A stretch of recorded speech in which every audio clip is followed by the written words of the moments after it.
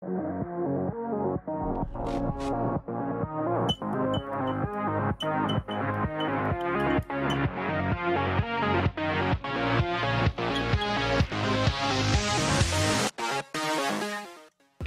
salut à tous, c'est LegoSpeed et aujourd'hui on se retrouve dans une nouvelle vidéo. Aujourd'hui je vais vous donner mon avis sans spoiler de la saison 2, partie 2 de Dragon Rising. Alors je vous invite, pour ceux qui n'ont pas encore vu les épisodes, ils sont disponibles sur Oku et sur France TV, donc je vous mets des liens en description, comme ça vous pouvez aller voir les épisodes. Mais également, si vous n'avez pas encore vu les épisodes, allez les voir, foncez dès maintenant. Mettez la vidéo à regarder plus tard, comme ça vous pourrez revenir sur la vidéo pour pouvoir savoir mon avis sans spoiler et pour qu'on en parle un petit peu en commentaire, vous et moi. Donc c'est parti, let's go pour la vidéo. Alors pour ceux qui ont vu ma vidéo sans spoiler, on va revenir pareil sur l'événement qui était le tournoi des sources, puis les différents personnages. Alors en commençant par les ninjas pour ensuite aller sur Lord de Raz et les 5 bannis. Et en fin de vidéo, je donnerai ce qu'il faut retenir pour une saison 3, donc pour la suite. Donc les questions que je me pose et qu'est-ce qu'il y aura potentiellement dans cette saison 3, mais ça on reviendra dans de prochaines vidéos. Pour vous donner mon avis sur l'événement qui était le tournoi des sources, j'ai trouvé que certains épisodes étaient vraiment très bien, franchement c'était excellent. Et d'autres épisodes étaient vraiment trop rapides au niveau des combats entre les maîtres élémentaires qu'on avait durant le tournoi des sources. C'est un peu le but du tournoi, donc c'était un peu trop rapide. Il y avait trop de combats qui s'enchaînaient, mais ça, on va y revenir. Le fait que deux maîtres élémentaires combattent dans une arène pour récupérer un objet, faire un parcours ou toucher des hologrammes, j'ai trouvé ça vraiment bien. Ça divertissait un petit peu ce qu'on regardait durant les épisodes. Après, le point noir de cette seconde partie est le manque de prendre le temps, comme je vous ai dit précédemment, de nous développer les nouveaux maîtres élémentaires qu'on nous introduit dans le tournoi des sources, ce qui a été fait du coup pour la saison 4 par rapport aux maîtres du Spinjitzu. Donc j'aurais aimé une présentation de chacun d'entre eux, même si on les présente brièvement, mais on s'attarde pas trop sur eux, ce qui est vraiment quelque chose que je regrette par rapport à cette saison 2, partie 2. Alors évidemment, il y avait une exception par rapport aux nouveaux maîtres élémentaires, donc qui combat les ninjas ou les membres de l'équipe de Lord de Raz, qui fait du coup partie du tournoi également. J'ai pu noter et relever les combats qu'on a pu avoir. Je vais en citer quelques-uns qui méritent d'être notifiés dans la vidéo et d'en parler un petit peu, mais je vais vous afficher les combats à l'écran de chacun des épisodes au fur et à mesure, donc c'est parti. Alors je tiens à préciser que les 3 premiers épisodes, le tournoi n'avait pas encore commencé, donc l'épisode 11, 12 et 13. C'est seulement à partir de l'épisode 14 que les combats ont vraiment commencé, le temps que les ninjas arrivent au tournoi, que tout se mette en place, etc. etc. Alors l'épisode 14, c'est Zane contre le maître des réflexes, donc c'était plutôt sympa, le combat était assez étrange vers la fin. Zane a perdu assez facilement à mon goût, c'était un peu truqué j'ai l'impression, même si c'est pas forcément dit plus tard dans les épisodes suivants. Puis il y a eu le combat que toute la communauté attendait avec impatience depuis la fin de la saison 2 partie 1, c'est le combat entre Jay et Nya. Alors les paroles franchement étaient vraiment poignantes, vraiment touchantes, franchement les discussions entre les deux personnages étaient vraiment au rendez-vous, ça j'ai bien aimé, j'ai apprécié. La musique pour moi était vraiment bien, elle était pas extraordinaire, c'était pas transcendant, j'ai bien aimé, j'ai passé un bon moment, mais j'ai trouvé que la musique aurait pu être plus poignante, vraiment plus à nous mettre les larmes, à nous mettre de l'émotion un peu plus, voilà, pour nous faire vraiment quelque chose qui explose, vraiment qu'on sente quelque chose qui se déchire entre Jay et Nya. On le ressentait, mais moi j'aurais aimé un peu plus, voire un peu plus que ce qu'on nous a donné. On passe ensuite avec l'épisode 15, donc on a Sora contre le maître élémentaire de l'équilibre, donc c'est un petit bonhomme, voilà. Ensuite on a un combat assez chaud entre Brazzera et Cinder, donc vraiment le rendez-vous où Brazzera va vouloir le défoncer.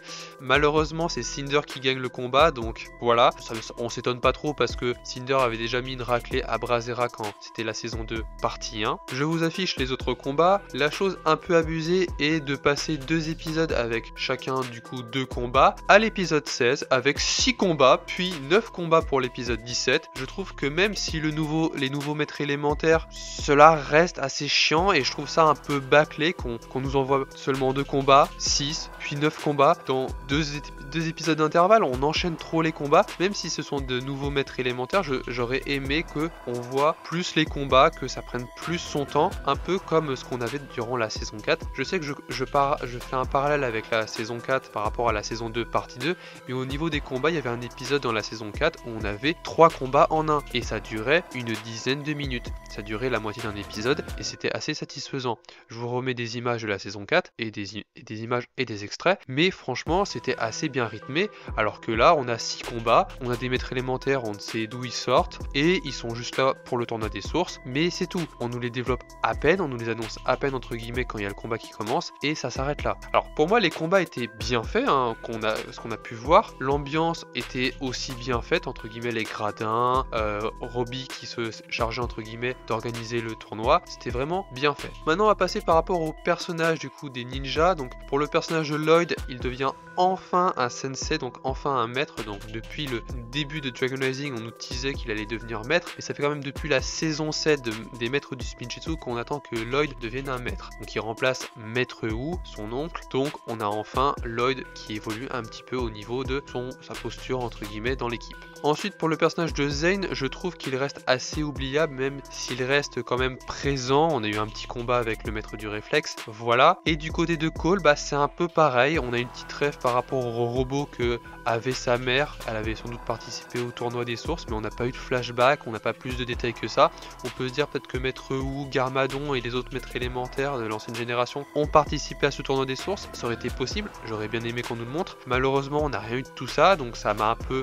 Ça nous laisse un peu sur notre faim, on nous fait un petit teasing de en mode la maîtresse élémentaire de la Terre est passée par là, peut-être on enchaîne, on nous met des choses en plus par rapport aux maîtres élémentaires des anciennes générations, ça aurait fait le taf, voilà, mais je ne sais pas pourquoi ils l'ont pas fait. Ensuite on a Nya, par contre, elle a un développement qui était vraiment bien par rapport au combat qu'elle a eu avec Jay. Alors franchement c'était vraiment équilibré on va dire dans cette saison par rapport à Nya, par rapport à Jay et Nya qui étaient vraiment en relation. Le fait est que Jay n'ait plus de mémoire entre guillemets par rapport par rapport à tous les ninjas, par rapport à Nya, par rapport à son amour. Ils se sont quand même mariés à la fin de la saison 10, faut le rappeler. Mais c'est Lord de Ras qui l'a un peu recruté.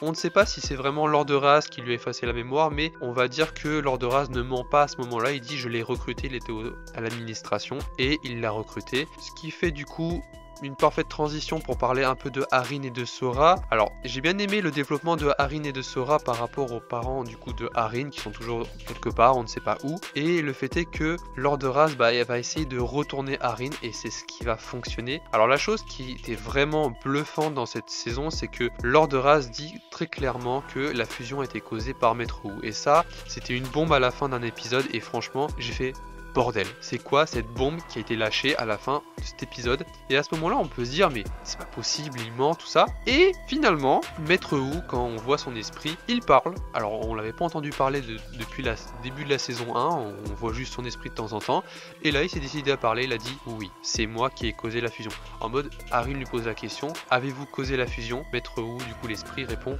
oui, tout simplement, il répond juste oui. Donc on se dit, du coup la coalescence, la fusion, vous appelez ça comme vous voulez, a été causée par Maître Wu. J'en reviens pas, mais c'est comme ça. Donc ensuite on a le personnage du coup de Sora, donc au niveau de son pouvoir élémentaire, il est bien développé parce qu'il y a une petite relation avec Jordana qui est bien faite parce qu'on nous laisse un peu le lien encore entre Jordana et Sora par rapport à Imperium, donc je trouve que c'est assez bien. Je vais faire une transition, donc on va passer du tout au tout de Sora, du coup on va passer sur Kai et Squelette et les 4 bannis restants. Alors je n'ai pas été déçu parce que j'avais des théories qu'on pouvait voir entre guillemets Kai contre les 4 bannis. J'ai trouvé le fait est qu'ils ne se battent pas tout de suite contre les bannis, j'ai trouvé ça un peu chiant sur le moment, mais on a eu une autre petite heure de gloire où Kai s'est fait libérer après les bannis, il a combattu Gnorc, franchement c'était quelque chose de fou. J'ai trouvé le combat magnifique, tous les ninjas étaient contre Gnorc, il les a repoussés, puis après Kai il a fait un 1v1 pendant je sais pas quelques minutes, il s'est fait éjecter, mais il a réussi à tenir plus de temps que tous les autres ninjas réunis, donc j'ai trouvé la scène assez badass. Du coup toute transition trouvée pour parler de Knort. Du coup durant ce tournoi le but de ce personnage là c'était du coup de se défaire de l'emprise de Lord de Ras. J'ai trouvé vraiment l'évolution que on nous développait entre guillemets que Knort il veut se débarrasser de Lord de Ras, il avait des plans en tête. Le fait est que Jordana soit également du coup possédée par l'une des 5 bannis qui avait réussi à transférer sa conscience on va dire en faisant un portail du royaume de la prison où ils étaient à travers le temps et l'espace, dans la réalité où le royaume de Ninjago. J'ai trouvé ça un peu tiré par les cheveux, même si c'était justifié, c'était expliqué, mais on pouvait comprendre que en mode quand Jordana avait fait le sort, ça avait ricoché entre guillemets en elle, donc c'était assez compréhensible. pour moi, du coup, les bannis, on les reverra du coup dans la saison 3, c'est très clairement, c'est sûr. Franchement, ils sont en liberté, là, ils sont partis quelque part, on ne sait où.